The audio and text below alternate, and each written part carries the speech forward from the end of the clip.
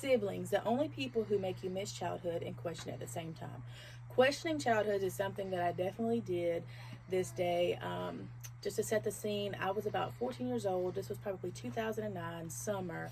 It was me, my 8-year-old little brother, and my mom and dad. We were on the beach in Port Arthur, Texas, and we were just planning on spending the day at the beach, fishing and swimming, barbecuing, and that's exactly what we did. The particular beach that we went to was really small. It could only fit about 5 families.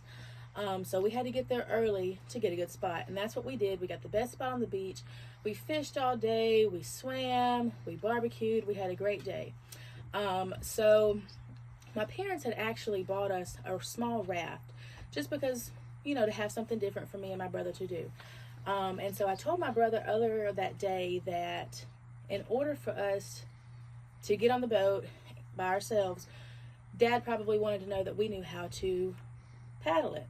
And I knew that we didn't know how, but we had been on a few John boats here before in our lives. So I just told my brother, just make sure that if Dad asks, you tell him, yeah, we know how to paddle the boat.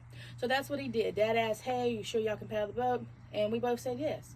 So me and my brother went and blew up the boat. We were so excited. We got on the boat, and it started off great, okay?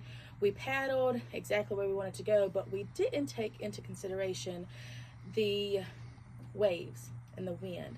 So once we got where we wanted to be in the water, the waves kept carrying us out, and before we realized it, we were very, very far out.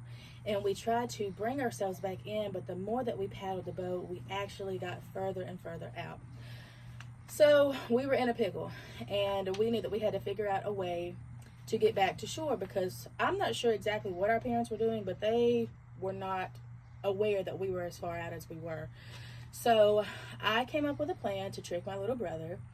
I was going to try to get him to get out of the water and swim and pull us back to shore.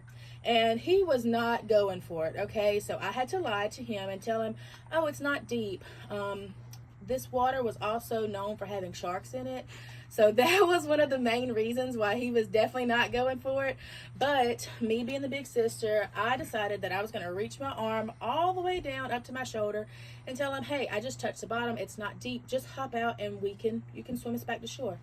He would not budge.